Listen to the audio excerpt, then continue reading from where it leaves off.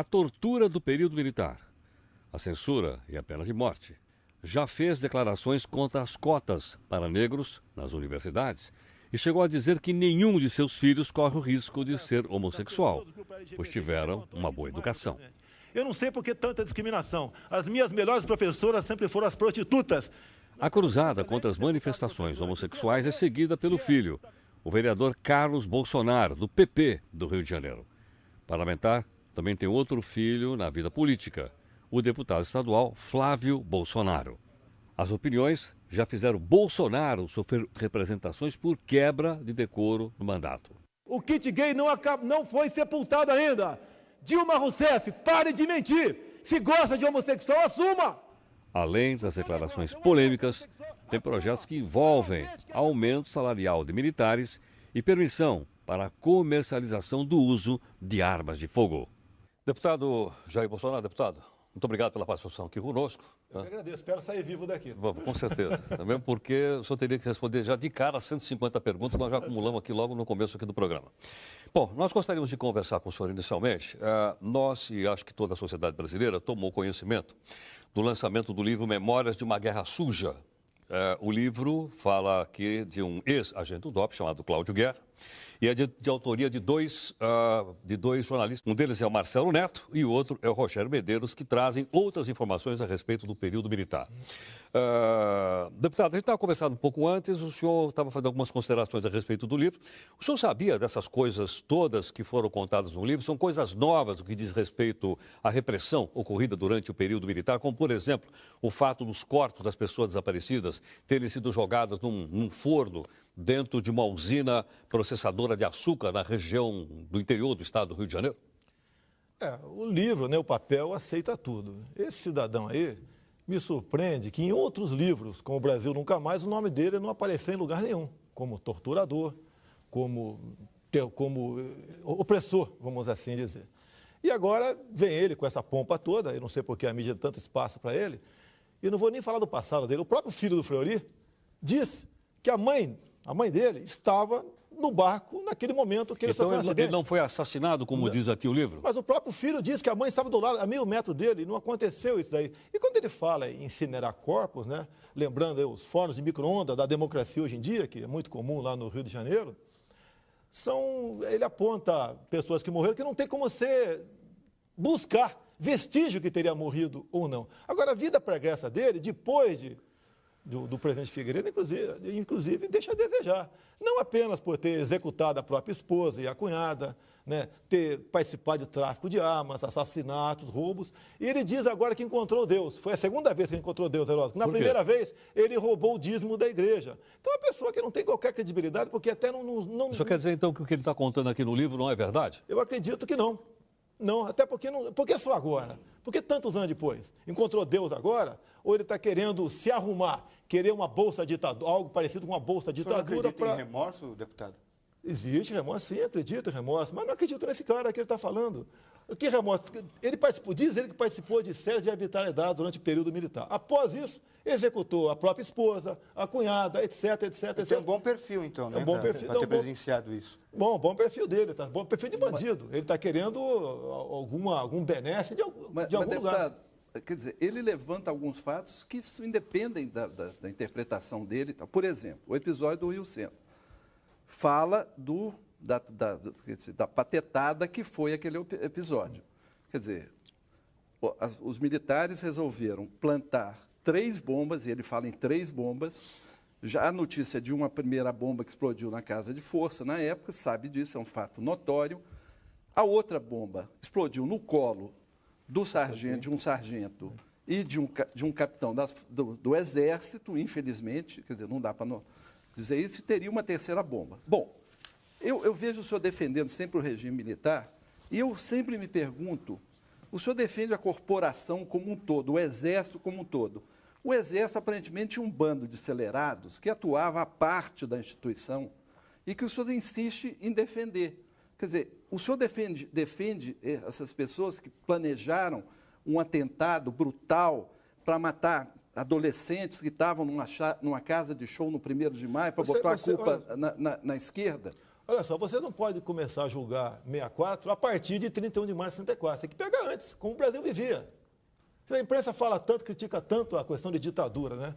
O editorial do Roberto Marinho, na capa do Globo, de 7 de outubro de 84, começa o seguinte: participamos da Revolução de março de 64, imbuídos, né, no espírito de preservação das instituições democráticas, num país que estava tomado pela corrupção, pela greve, pela desordem. Começa por aí. Você pode ver, em 63, o Brizola e Marighella pregavam abertamente fechamento do Congresso e uma nova Assembleia Nacional Constituinte, composta por quem, Heródoto? Camponeses, operários e sargentos. É sempre assim. Começa com o povo. E este pessoal era bancado e era financiado por países que nunca admitiram liberdade em seu solo, como, por exemplo, Cuba, que foi uma coisa, guerrilha do Araguaia. Eu volto para o Rio Centro, que eu tive muita conversa... O senhor está falando de episódio de 64, eu estou falando de episódio de 81, quando já não havia luta armada no Brasil e que a única luta instaurada era a luta entre setores do exército. Estava voltando pessoas anistiadas que mataram muitos colegas nossos, muitos brasileiros, não só militares, o Gabeira matou alguém? Não, o Gabeira, que maravilha, gostei do Gabeira. Ele fala abertamente, o Gabeira, que o que eles queriam implantar em 64 não era democracia, era a ditadura do proletariado, onde nós teríamos rios de sangue no nosso país. Até o livro negro do terrorismo, né, onde Roberto Campos fez uma matéria em 98 na Folha de São Paulo, ele conclui no final: antes anos de chumbo, 1000 vezes anos de chumbo, do que rios de sangue. Deputado. A questão de 64, eu voto Rio Centro. Quer que eu fale Rio Centro? Eu falo Rio Centro. Então, o senhor está justificando o fato de que, para impedir, então, que a esquerda subisse não, olha só, no poder, então, era preciso usar a tortura? Olha só, não, a tortura... Eles treinaram em Cuba, o pessoal da esquerda. Antes de 64, o PCdoB já mandava a gente para a Academia Militar de Pequim, para treinar o quê lá? Para aprender o quê lá? Deputado, o governo militar torturou? Sim, torturou. Sim, e aí? Sim, e daí? O senhor defende isso? Concorda com essa tortura? A tortura é uma arma de guerra. Como eles nos torturaram? Então vocês são muito parecidos, é isso, deputado? Olha, eles provocaram. Nós não fomos no Vale do Ribeiro em primeiro lugar. Nós não fomos no Paraguai em primeiro lugar. Quando você tem que entender uma coisa. Você vê, por exemplo, militares norte-americanos urinando em cima de gente, fazendo certos abusos. Uma autoridade ali, naquele momento, se quer repreender ou fala que vai denunciar o soldado, ele pode até morrer. Então, guerra é guerra. Guerra é guerra, tá certo? E eles entraram na guerra. Eles perderam, graças a Deus, eles perderam em 64 e depois foram para a luta armada, financiado, repito, por países que nunca admitiram liberdade em seu solo. E, graças a Deus, nós conseguimos ganhar essa guerra. Deputado, o senhor acha que isso tudo vai ficar mais claro agora com a chamada Comissão da Verdade? Em que a população brasileira, o país, vai poder olhar agora dos olhos da história, que é uma coisa do passado, para saber exatamente o que aconteceu durante esse período? Heródoto, você compra um livro, vai a um cinema, de acordo com o título do livro, né, ou do cinema. Está chamando a atenção. Comissão da Verdade, nome bonito, né? Primeiro, o PT quer a verdade. Por que não começa com a verdade do Celso Daniel? Sequestro, tortura e execução do prefeito Celso Daniel. A Comissão da Verdade, os 7, todos os 7, são indicados pela atual presidente Dilma Rousseff, parte ativa do movimento. Por que a Dilma Rousseff não começa falando da participação dela na VPR, no carro-bomba que matou o Mário Cosel Filho aqui em São Paulo? Ou então no roubo do cofre da Ademar?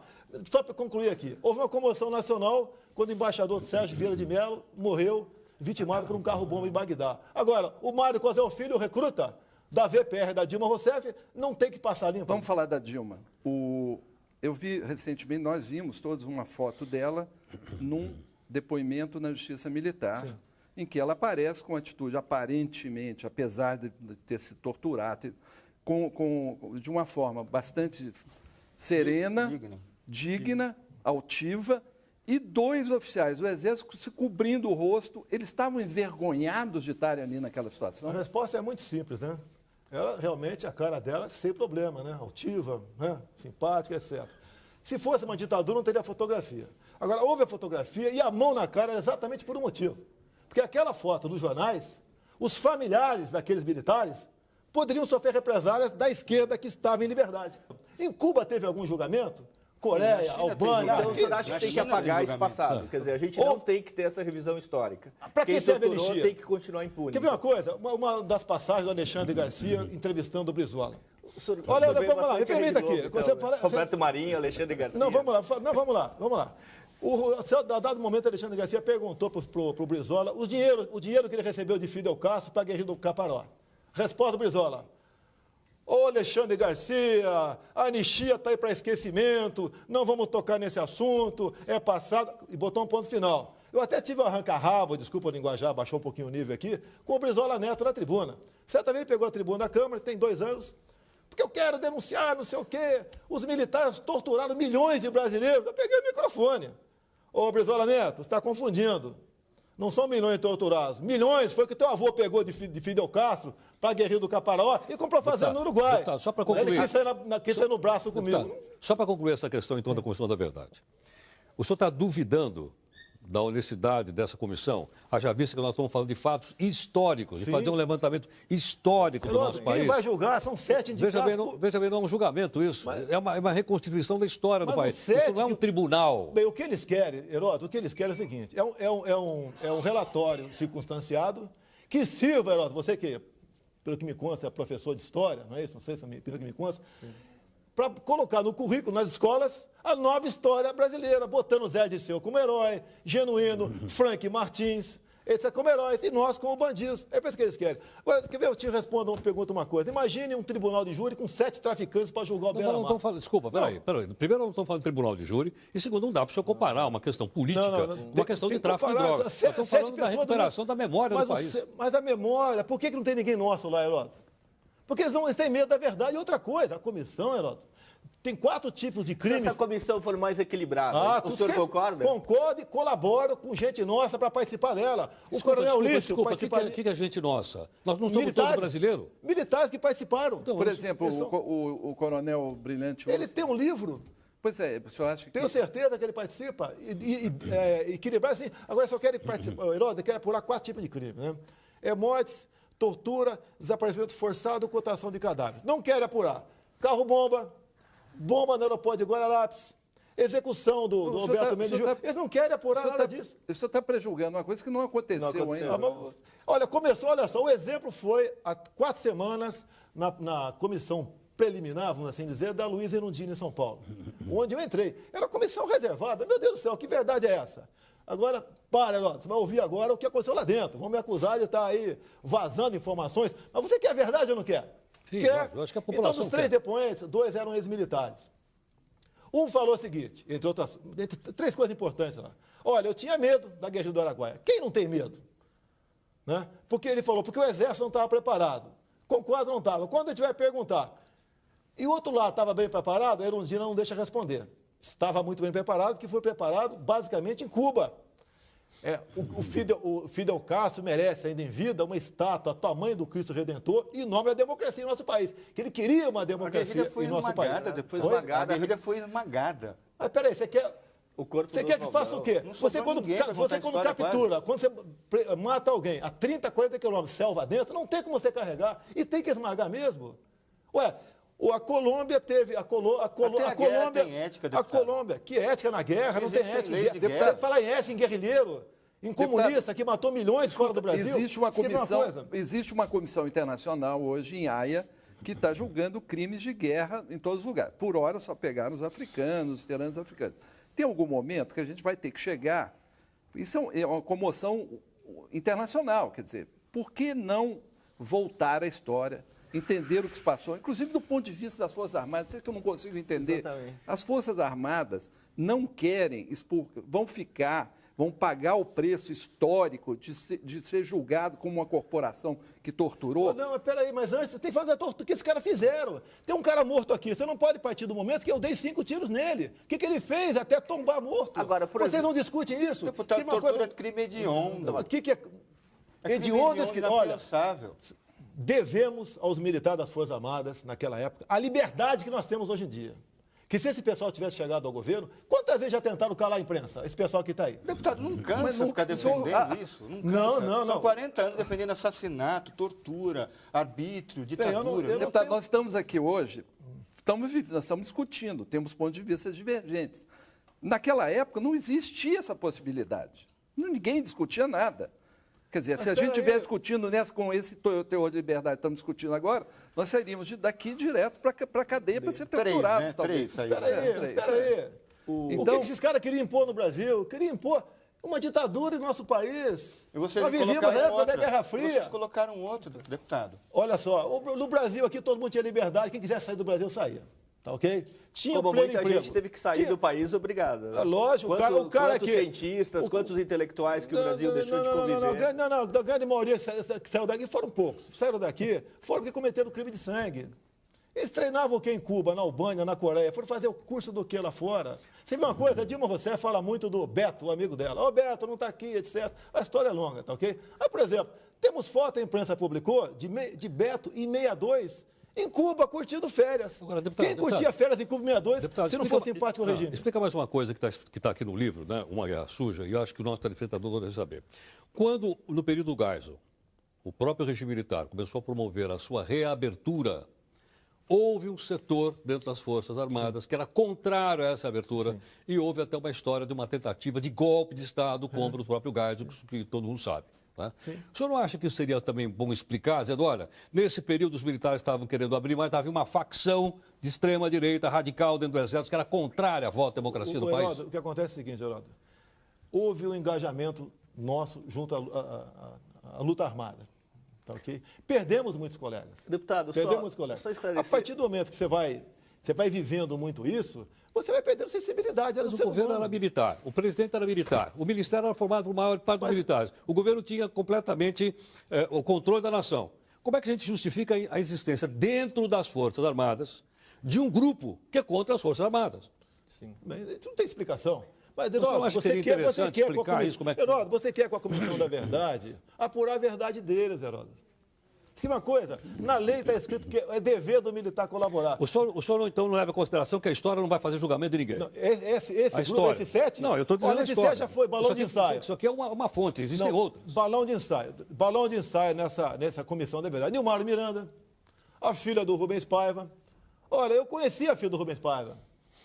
Eu sou do Vado Ribeiro, eu sou de Eldorado Paulista. Tá? A família Paiva tinha uma fazenda enorme chamada Caraitá, em Eldorado. Em 1970, o Lamarca se alojou próxima à divisa da fazenda do Rubens Paiva, indicado por ele.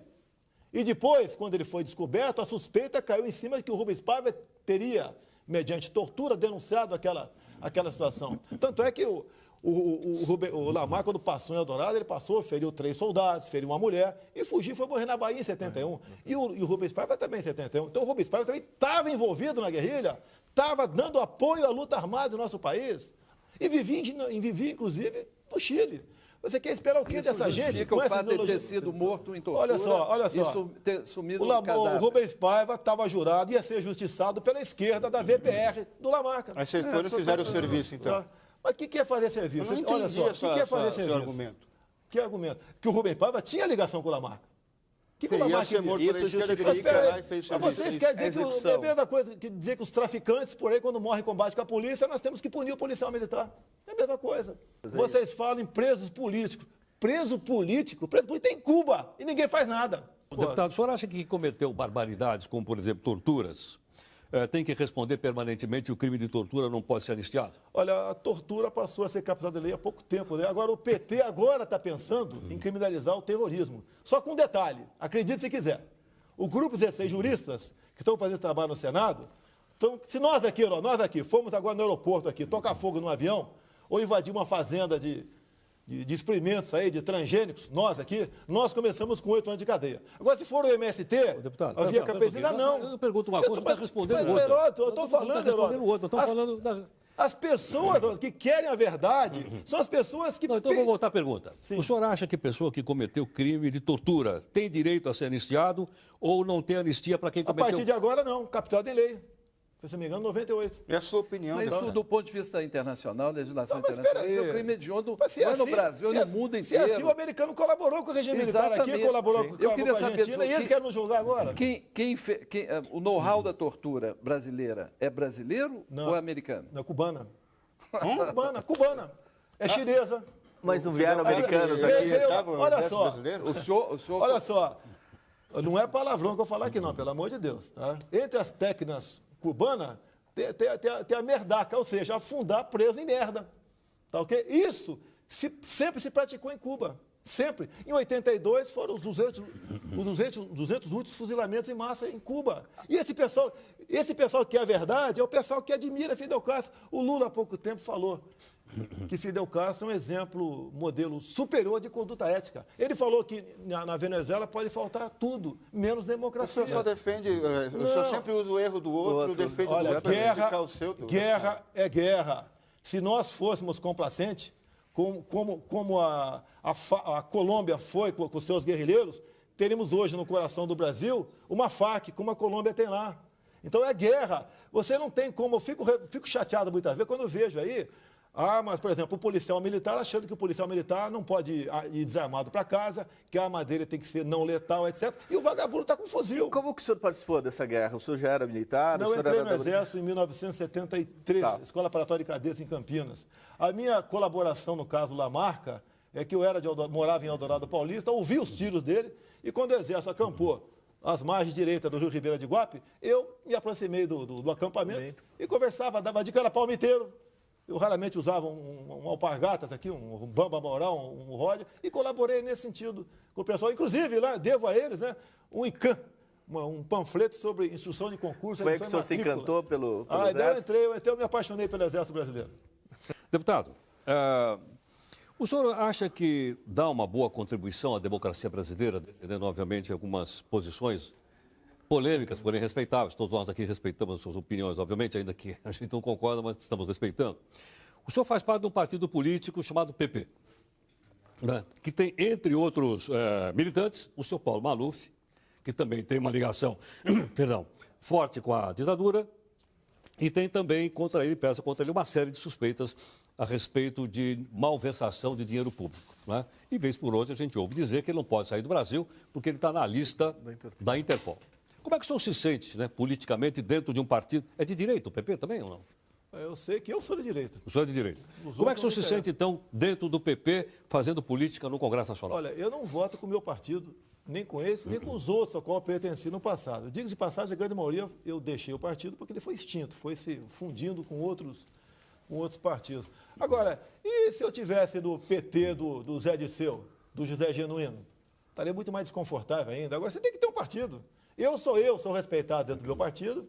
Não, geralmente lá, quando tem um voto só contrário, o pessoal já fala, nem procura saber quem foi, sei que foi o Bolsonaro. E a contribuição que eu dou com a democracia, tanto é verdade que eu dou, porque você me convidou para o senhor acha que contribui para a democracia fazer parte de qualquer partido político? Quer dizer, qualquer partido serve. Não seria bom ter partido forte para ter uma democracia? O senhor está dizendo que um partido não significa nada? O que é partido forte? Você sabe como é que funciona a política no Brasil. São os partidos ou grupo de pessoas, né, que em troca de alguma coisa, tá, dão seu apoio ao governo. Mas aí eu não participo disso. O senhor estimulou seus filhos a serem políticos? Não, estimulei a não ser militar, porque, lamentavelmente, nós somos uma classe aí, tá, de terceira categoria para o governo anterior e de quarta para esse governo que está aí. Agora, eu lancei um filho meu candidato, foi muito bem votado, não gastou nada, porque quem gastou foi ele. Depois lancei outro que é vereador na capital. O meu terceiro é policial federal. Okay? E tenho mais dois ainda. O senhor diz que é de direita, o que é elogiável, que raramente acontece isso. Quem mais é de direita no Brasil? O senhor citou o Globo.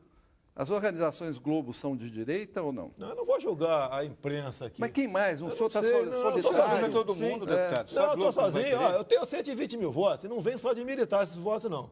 Já, inclusive, dizem alguns especialistas aí que eu devo ter 500 mil votos na próxima, depois dessa questão aí da homofobia. Ninguém duvida da sua representatividade. Mas quem mais? O senhor está sozinho nessa briga? Mas eu tenho. Olha só, quando o PT era oposição, o PT votava comigo. Agora que o PSDB é oposição, o PSDB vota comigo. O senhor percebeu um espaço político com esse tipo de atitude, quer dizer, mais radical? Eu não posso buscar uma maneira de se perpetuar na política, né? O voto pelo voto, eu tentar agradar todo mundo. O grande defeito do político, né, brasileiro é tentar agradar todo mundo. Por exemplo, eu fui o único a votar contra a proposta de emenda à Constituição do Antônio Carlos Magalhães, que criava o Fundo de Combate à Pobreza. Porque a única verdade que tinha ali é que aumentou a CPMF, 0,30 para 0,38, e virou essa demagogia que está aí. O governo gasta, né, entre seguro... Aí, primeira mão para você, entre seguro-desemprego e Bolsa Família, o ano passado, gastou 40 bilhões de reais. E esse pessoal não está computado como desempregado. E tem aumentado esses cursos, esses discursos. Então, isso aí é tudo cabresto, voto de cabresto para o governo. Se eu der R$20 para você votar em mim nas eleições, eu posso perder meu registro, ser cassado. Agora, o governo dá para 10 milhões de famílias de forma vitalícia. Agora, deputado... 40 bilhões por ano e tudo bem. Como é que um programa como esse, que o senhor acabou de criticar, é reconhecido internacionalmente por outros países do mundo como uma forma de redistribuição de renda e responsável por tirar uma quantidade enorme da população brasileira que estava abaixo da linha da pobreza e colocar acima da linha da pobreza? Mas é lógico que a comunidade internacional bate palmas, aplaude. Nós aqui não investimos em educação. O senhor preferia a gente investe aqui em acomodação. O senhor preferia que não existissem esses programas? Tem que ser temporário. Eu posso te ajudar com o meu amigo por alguns meses para tu sair da miséria, por causa do emprego. E não de forma temporária com o dinheiro dos outros, para te garantir na polícia. Até porque o Lula dizia, quando era oposição, que naquela época o Bolsa Família tinha outro nome, que isso acostumava apenas a pessoa, né, a ociosidade e a votar no PSDB. E a Bolsa Família é uma mentira. Você no Nordeste não consegue uma pessoa para trabalhar na tua casa. Quer dizer, porque se você for trabalhar, perde o Bolsa Família. Na sua visão, a economia brasileira é um desastre, está indo mal, não está crescendo emprego, olha só. Não tirou 30 milhões da... Espera aí. Não é desemprego, já te falei aqui o desemprego. Tá? O pessoal que recebe Bolsa Família e recebe seguro-desemprego está como empregado. Está como empregado. É a menor taxa de O senhor preferia que mas é lógico. O senhor preferia que essa pessoa ficasse... Quem recebe Bolsa Família... Você concorda assinada. que quem recebe Bolsa Família esteja no governo cadastrado como empregado? Ou como recebe seguro-desemprego? E aí, seguro-desemprego hoje em dia é um mar de corrupção no nosso país. É comum, comuníssimo, patrão fazer acordo com o empregado. Vamos acabar com o seguro-desemprego, isso eu proponho? Olha só, é comuníssimo o seguro-desemprego, o patrão fazer um acordo. Ele ganha o seguro-desemprego, trabalha na informalidade, isso é comum. Agora, essa bolha, hoje em dia, em média, cada servidor público deve 4 remunerações a título de empréstimos. O governo, com essa medida que está tomando agora, tá, essa bolha vai crescer, porque ele não segura lá os empréstimos bancários. Porque ele quer dinheiro no mercado para poder rodar a economia. Eu estou constrangido de concordar com o senhor, é verdade. Tá, tudo bem, obrigado. Eu não sou economista, hein? Eu sou apenas um capitão de artilharia, mas sempre atiro para frente, tá ok? Eu tiro para frente. Então, na verdade, essa bolha vai estourar um dia. Vai. Eu até recomendo quem tem dinheiro, compre alguma coisa, compre imóvel, não deixa guardado na poupança. Nossa, vai ter problema, vai perder isso aí. Bom, vamos fazer então o intervalo? A gente faz aqui o intervalo nesse nosso programa de hoje. Hoje o nosso entrevistado aqui é o deputado Jair Bolsonaro. E nós voltamos em instantes. Até já.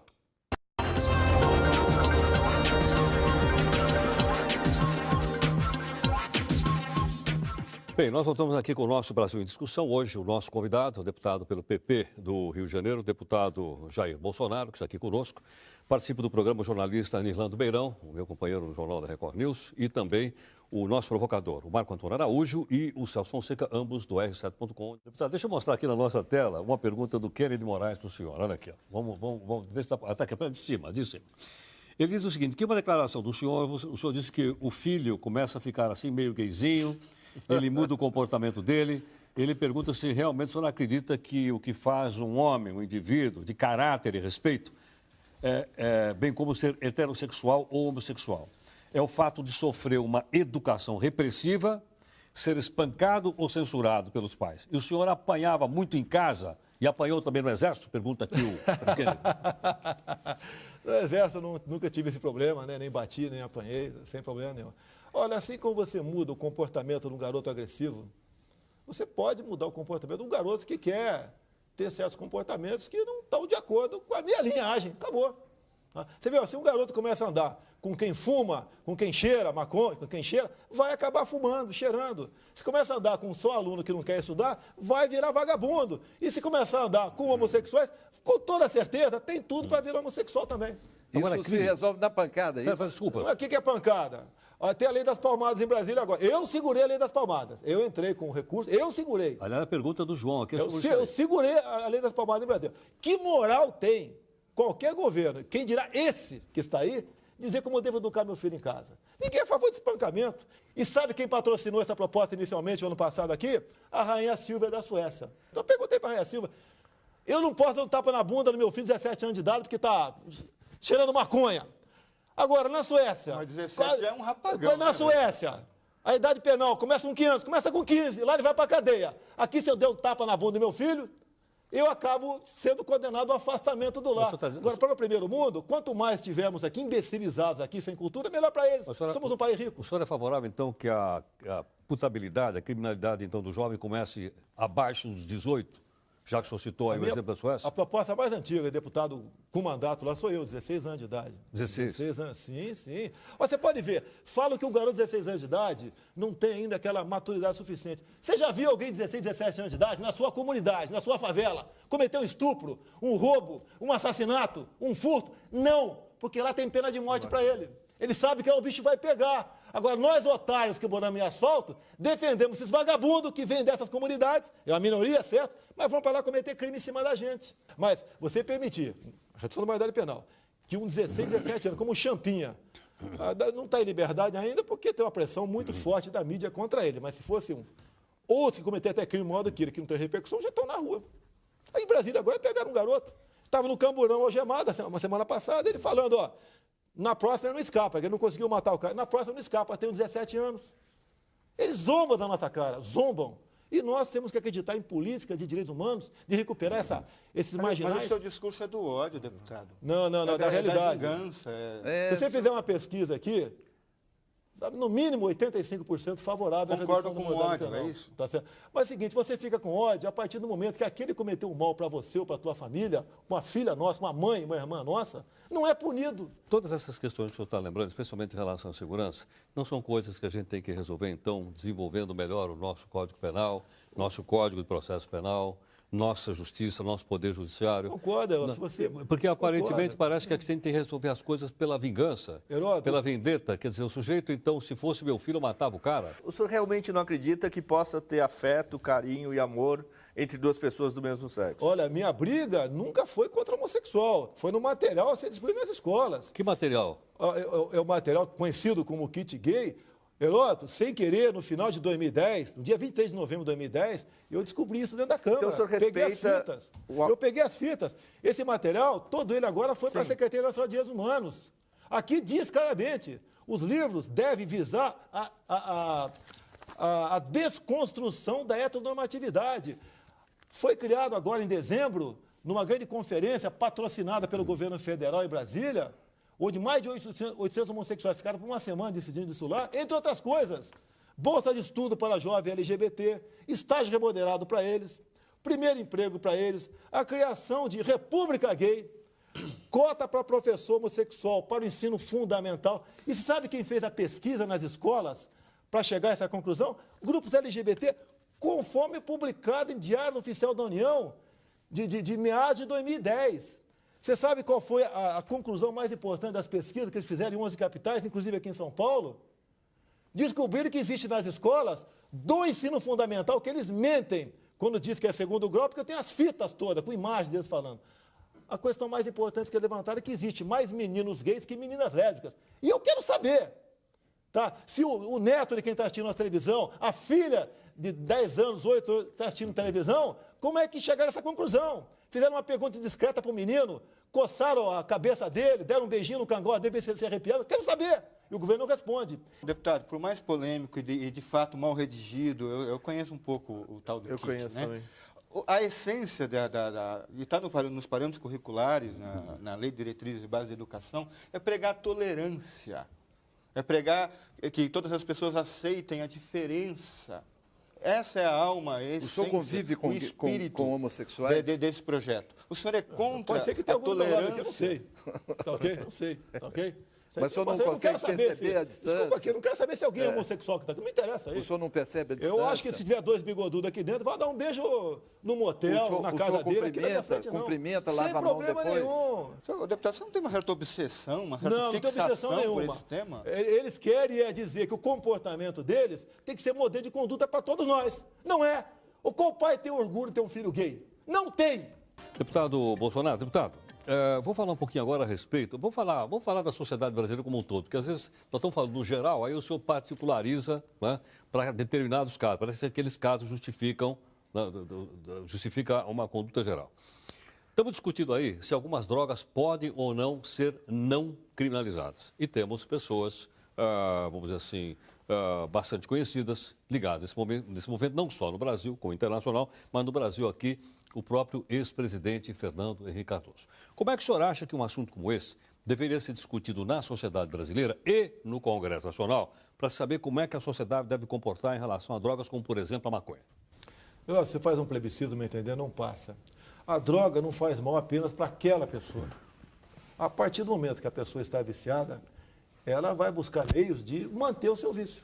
E a grande maioria, os meios vai ser onde? Roubos, furtos, e toda a sociedade vai perder com isso aí. O senhor acredita que existam drogas e drogas? Drogas recreativas, drogas mais potentes? Não, eu não tenho mais ou menos homossexual para mim, não, né? Sem querer voltar ao assunto aqui. É uma obsessão. Tá certo? É uma obsessão. Não vai ter mais ou menos gay, mais ou menos grávida, você não vai ter. A porta de entrada para todas as drogas é maconha. E o álcool? Olha, eu não sei, eu não bebo. Mas nem isso, Eu não deputado. bebo. Não, a minha cota é uma cerveja por mês. Uma tacinha de vinho? De vez em quando, sim. Eu não bom. bebo, não O senhor não faria passa uma do lei lado, assim. seca, então, total? Assim? Não. Inclusive, essa questão da lei seca, na reforma do Código Penal, querem propor o índice zero. Zero, sabe? Não, pelo amor de Deus. Até um padre pode ser preso após a missa quando toma um gole. Duas vezes concordar com o senhor, eu vou embora. Não pode. E você pode ver que a intenção, né, é igual quando o Código de Trânsito veio à tona aqui, aquela onda toda, a violência continua no trânsito, e basicamente o quê? A indústria da multa. Heródoto, 90%... Não, estou perdendo bicicleta elétrica agora, né? Pois é, lá no Rio, né? Pelo amor de Deus. Você pode ver, quase 90% do que se arrecada com a multagem eletrônica vai para a empresa que expõe aquilo. Onde eu tenho certeza que a maioria dos nossos chefes de executivos estaduais e municipais não são corruptos, tenho certeza absoluta, né? Mas se quiser, está uma corrupção, o risco zero ser detonado ali, zero. Mas o senhor conhece estudos que provam, são estudos sérios, que provam que a maconha tem fins medicinais. Sim, tem esse Não é fato, sim. discutível. Quer dizer, nem aí, nem para ajudar a diminuir a dor de uma pessoa. Sim, tudo bem, pode usar para esse fim, como na guerra você usa, se não me engano. O senhor está fraquejando. fraquejando. Usa deputado. morfina, na casa de guerra você usa morfina. É comum o cara usar isso aí, tem que usar. Deputado, o senhor falou de corrupção. Qual é a sua expectativa para essa CPI que está se esboçando agora? Assim? Olha só, eu acho que o governo, né, o país, tem uma chance ímpar numa CPI. Porque foi quebrado o sigilo de um telefone que, eu não vou dizer imexível, como o Magre aqui, mas ingrampeável. Tá? A certeza daquele grupo Nextel é que aquele telefone era risco zero de grampo. E a partir do momento que você quebra aquele sigilo, você abre todas as ligações que ele fez. Agora, eu não acredito que ela chegue ao bom termo. Que o que querem agora? Apurar o caso, a vida do Cachoeiro. O Cachoeiro está resolvido, tudo contra ele foi levantado. Nós temos que ver agora as ramificações dele. E talvez o PT, para atingir o Marconi Perillo, tá certo? A entregue aí, o que é comum por parte da esquerda, né, pela causa, justiçar, entregar aqui a própria sorte, o Agnello lá em Brasília. O senhor viu que citam a imprensa nesse episódio. Sim. Parece que pelo menos um veículo, a revista Veja, usava material grampeado, quer dizer, de certa forma, facilitado por esse personagem do submundo. Desculpa. O senhor gosta... Não, só aí teria uma interferência do Cachoeira em algumas publicações. Isso, de certa forma, pautava o Policarpo. Sim. Isso... Tem que ver, não pode apenas investigar aqui o Policarpo Júnior da Veja, apenas ele que fez o contato, pelo que me consta aqui. Né? Seria a mesma coisa, caso fosse legalizado, o caso de eu poder, por exemplo, passar para o traficante para desbaratar uma coisa dele lá na frente. A imprensa parece que foi nesse caminho. Investiga a imprensa, por que não? Sim. Eu acho justo isso aí, nada mais justo. Agora, o senhor assinaria a convocação do Roberto Tivita para a CPI? Oi? O senhor assinaria a convocação? Olha, eu assinei a CPI do Cachoeiro. Tá? O meu filho, por exemplo... Mas a pergunta é bem específica e faz muito sentido. Problema nenhum, acho que tem problema nenhum. Quem não deve, vai lá e fala. Tá, okay? Agora, com toda certeza, os contatos com a Veja estão aqui nesse sigilo telefônico. Se ele falou em momentos outros, no ano passado, por exemplo, tantas vezes, etc., como, por exemplo, tem mais de 3 ligações do Demóstenes do Cachoeira, comprova que tinha algo mais além do que estava acontecendo. O senhor concorda que uma revista use material de um araponga, por exemplo, para produzir conteúdo editorial, por exemplo? Olha, olha só, teve o caso do contra-cheque do Caseiro. Do Palocci. Do Palocci, do palmeirense lá, do Caseiro palmeirense. Sim. Lá. Certo? O problema Olha só, a publicação na revista Época, daquele contra-cheque, foi feita pela filha da Mira Leitão. Aí, abafou-se o caso. Mas fosse Sim. o caso. Agora, vocês dizem da imprensa que vocês podem preservar o sigilo da fonte. Eu já fui usado como fonte no passado, respondi processo, tá ok? Tudo bem, regra do jogo. Agora, eu acho também, por outro lado, para onde chegou, parabéns à revista Veja. Em que sentido? Dispor, abrir, botar esse câncer para fora. A CPI do Mostrar. Cachoeira não fez parte de nenhuma grande reportagem da revista Veja. No auge da CPI do Cachoeira agora, a capa era sobre o mensalão. Olha que coisa mais extemporânea. Tudo bem. Então, E o tô Santos equivocado Sudário nessa também, questão né? aí, tudo bem, tá ok? Pois bem. Mas veio à tona esse caso, né? Veio à tona. Né? Deputado, o senhor acha que, já que a gente está falando em CPI, as ligações da empreiteira Delta, que devem ser apuradas também na CPI, parece que há uma limitação geográfica em ficar só ali na região central do Brasil. Só que essa empreiteira tem obras espalhadas por todo o Brasil, inclusive no seu estado, Rio de Janeiro, aqui em São Paulo, etc. Maracanã, né? Na sua opinião, deveria ser aberta para todo mundo? Ou seja, deveríamos chamar, por exemplo, o governador do Rio de Janeiro, Sérgio Cabral, problema nenhum. para explicar aquelas fotos dele Olha, lá com o dono da Delta? A Assembleia Legislativa do Rio de Janeiro começou a colher assinatura para uma CPI lá do Cachoeira nossa lá. Ontem tinham 14 assinaturas, hoje passou para 13. O seu filho assinou ou não? Assinou a CPI, foi pressionado já para retirar o Pressionado nome dele. por quem? Já foi, calma lá, eu tenho que preservar meu sigilo. Calma lá. Foi pressionado, você está louco para me pegar aqui, né? Foi pressionado já. Ele, que inclusive, sentido? ele falou que não ia retirar, ele falou o seguinte, ó, fala para o meu pai mandar eu retirar, vê se alguém ligou para mim. Não ligou, ele não deu favores para ninguém, nem o meu partido. Respeito todos da Câmara dos Deputados, tá certo? Não estou lá para buscar lá furo lá dentro, que tem bastante, tá ok? O senhor Mas eu faço a minha parte. Veja bem, o senhor fala em respeito, mas nós mostramos na abertura do programa uma maneira desrespeitosa do senhor em relação à presidente Dilma Rousseff, que o senhor gosta, não gosta? o senhor estava dizendo, de fato, da República. O senhor já pediu desculpas para Não vou ela? pedir, eu não vou pedir. O senhor- Ó, desculpa, ela tem que pedir para a sociedade, por estar enganando a sociedade, é a questão do kit gay. Já teve outros passos dentro da Secretaria Nacional de Direitos Humanos. E ela tem uma causa de amor um caso de amor com a causa gay. Quem falou que disse que não tem? Tem. Por que o senhor escapou da cassação até agora? Eu já escapei de, vou chutar aqui, 30% de cassação. Tá, ok? É tudo por ocupar a tribuna. O pessoal fala tanto em liberdade de expressão, né? Quando ocupa a tribuna, geralmente, né, às vezes um pouco mais inflamado, vem processo de cassação em cima de mim. Eu não vou deixar de falar, pô. Inclusive, certa vez, né, estava tão pesado, quando eu bati no Fernando Henrique Cardoso, tinha que fuzilar 30 mil corruptos, a começar com o FHC, quando ele privatizou a Vada do Rio Doce, queria que eu pedisse desculpa para me livrar do processo de cassação. Deputado, o senhor não acha que é uma diferença entre falar sobre questões políticas de um governante e falar a respeito da sua personalidade? Não, olha Ou seja, pode dizer que o personante, olha, eu prefiro- que ele não é competente, mas você vai e ataca a figura da pessoa? Não é Quer dizer, ao invés figura, da gente fazer política, a gente faz uma retaliação, como o senhor fez, nós mostramos aí no começo da matéria. No meu entender, não foi. O momento exige isso. A agressão à família brasileira é incomensurável. É incomensurável. E alguém tem que chamar a atenção. Que se não chamar. Se eu não tivesse esse comportamento, eu não estaria no teu programa. Eu não faço isso para estar aqui. Tá, mas eu sou chamada porque ou vocês querem tirar um leite de mim, deputado, ou pô, A presidente Dilma tem uma legitimar- filha. Se o desculpa. senhor fosse filho da presidente Dilma, o que o senhor faria com um deputado que tratasse ela daquela forma?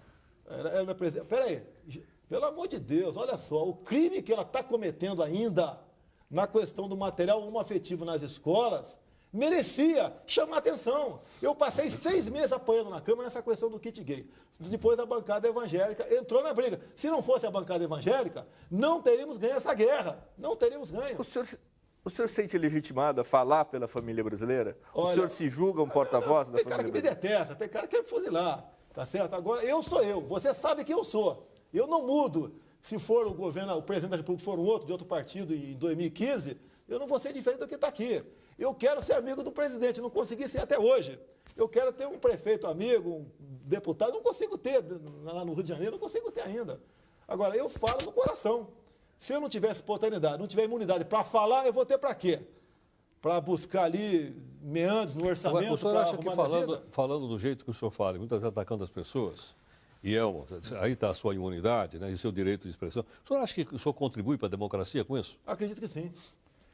O que acontece é o seguinte, é natural do político do Brasil atualmente, é contemporizar. deixa para lá. Não, o senhor é a direita que saiu do armário. Isso eu reconheço e é um elogio. É um elogio. O senhor fala o que muita gente pensa. Eu tenho. Olha só, eu lembro do meu tempo de quartel, nativa, né? Eu via certos absurdos. Eu, ficava doido. Dava pirueta lá fora do quartel, etc. Agora que eu estou em Brasília, eu não vou deixar de botar isso para fora, de buscar uma solução. Quer ver uma coisa? Olha uma coisa que me revolta. Vocês estão aqui uma certa defesa da Dilma Rousseff.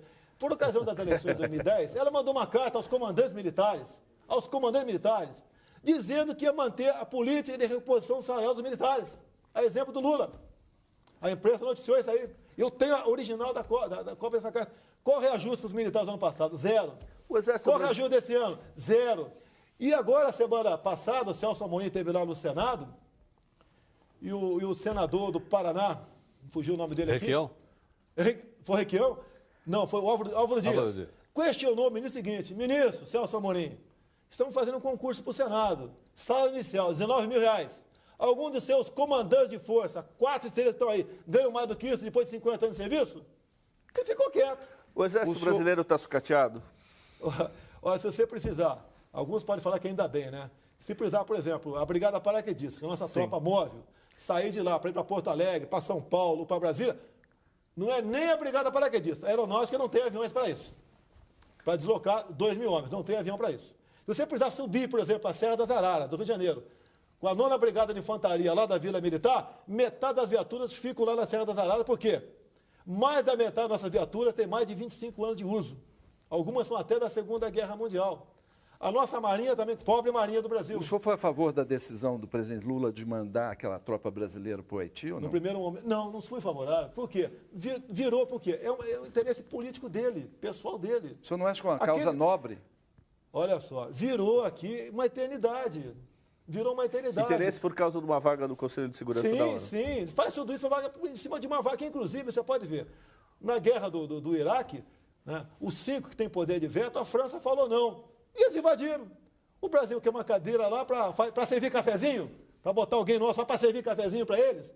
Com essas forças armadas que nós temos aqui, não vale a pena o patriotismo, o heroísmo e a dedicação dos militares. Quer saber de uma coisa? Sabe quantos capitães e tenentes pediram baixa em março desse ano? 37. Em abril, 27. A média desse ano vai passar de 300. Dos últimos 4 anos, 200. O senhor não acha que melhoraria isso se houvesse a substituição do alistamento obrigatório por um alistamento voluntário, como existe em outros países do mundo?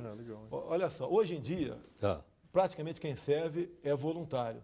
O alistamento é um controle. Eu acho que o alistamento podia ser fazer até para as mulheres, porque você vai ter uma fotografia real da nossa população.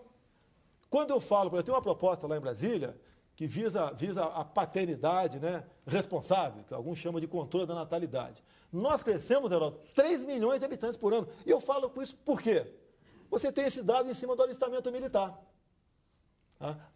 O ano passado foram 1.600.000 moleques, garotos, que se alistaram no serviço militar. Então, multiplica por 2, tira os mortos, dá mais ou menos 3 milhões de habitantes por ano. Nós não temos como dar vazão a esse tanto de gente no nosso país. Se você for levar em conta que cada um de nós produz 900 gramas de lixo por dia, são 180 milhões de quilos de lixo por dia. Falta aterro sanitário, São Paulo, água potável, circulação, poluição. Vai chegar um ponto, tá, que nós vamos para o fundo do buraco. Vai virar aqui uma terra de ninguém. Deputado, quanto as Forças Armadas consomem, já que o senhor falou que a situação do material é precária, mas vamos dizer quanto as Forças Armadas consomem do nosso PIB? Olha só. Somando os inativos, que são muitos. A folha total de nativos... Folha total, quanto é que nós gastamos por ano? Folha total de nativos, pensionistas, ex-combatentes e os ativos, 45 bilhões de reais. 45 bilhões, que é o déficit da Previdência Social.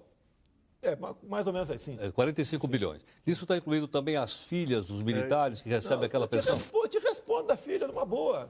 Em 1960... O senhor não acha que... eu sei como você... Eu vou te responder, você nem perguntar, eu vou te responder. Em 1960, o pecúlio era nosso. Nós criamos esse fundo e nós administrávamos esse fundo.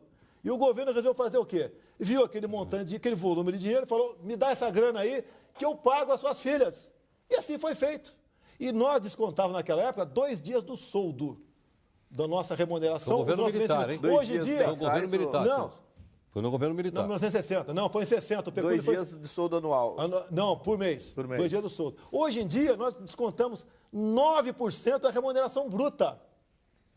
Tal que aumentou drasticamente o desconto. Agora, a pensão da filha, o Heroto, acabou em 2000, com a MP 2215, que não foi votada até hoje. O Congresso está indo para o 12º ano sem votar uma medida provisória, que esculhambou a nossa Previdência. Acabou com a pensão da filha, justo, a partir daquele momento não tem mais. Mas esculhambou a nossa. Tanto é que o reflexo dessa MP são as evasões. E eu não tenho o número de praças que vão embora via concurso público ou pré-demissão todo ano, porque não é Os publicado. 45 bilhões que o senhor falou é apenas para manutenção das Forças Armadas. Não, manutenção não. Folha de pagamento. Folha de pagamento. 45 bi, Quer folha de dizer, pagamento. então aí é muito mais. Não, por fora aqui, Aí, o mas investimento é quase zero, Heródoto. Você pode ver. Não, não falando de investimento, estou falando de despesa. Manutenção, A né? despesa, Que vai sair dos manutenção, é impostos. combustível, Sai dos impostos, viatura, manutenção, etc.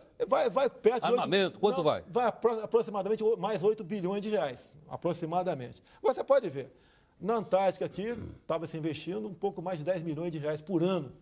Agora, o Lula deu para o Fidel Castro 1 bilhão de reais para fim de prospecção de petróleo e reforma do Porto de Maré. E a Dilma, agora, na última ida dela lá, ela já tinha dado 100 milhões e falou que vai completar no governo Não, dela mas são 1 bilhão de reais. financiamentos, né? Não, São financiamentos. Heródoto, isso é Financiamento que BNDES. vai favorecer empresas brasileiras para prestar Brasileiras, serviço lá atrás. Heródoto, 2 bilhões de reais para Cuba, Heródoto. Pelo amor de Deus, Heródoto. Não, o nosso país tem regiões paupérrimas aqui. Cuba é outra obsessão do senhor? Sim, eu não concordo com aquilo que está lá. E Guantánamo? Guantánamo é legal. Olha, tem o ministro da Defesa americano, o Donald Ruff, o último, né? Tinha uma mulher que reclamou sobre Guantánamo e falou, olha, leve um desses terroristas para tua casa. A primeira coisa, começa usando burca. Aquele pessoal lá, são terroristas, poxa. São gente que não tem amor à própria vida. Vai ter a tua, a minha, dos outros, não vai ter. Tá ok? E o que devemos fazer com ele, então? Ok? O que fazemos Guantánamo, com ele? julga e então, condena ou Joga ao absolve e mar. resolve o problema. Porque a jogar ao mar são, A usina de açúcar, são então. centenas de pobres cubanos que todos os anos morrem aí, mordidos por tubarão, fugindo da ilha da fantasia. Deputado, nós estamos chegando aqui ao final do nosso programa. Várias vezes o senhor disse que sou de direita e, obviamente, a gente respeitava a sua posição de direita, como já vieram pessoas de esquerda aqui, todos são respeitados.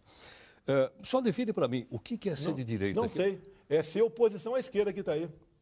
Tá? Que usa a demagogia, é o populismo, tá? É a enganação, é não investir onde deve investir.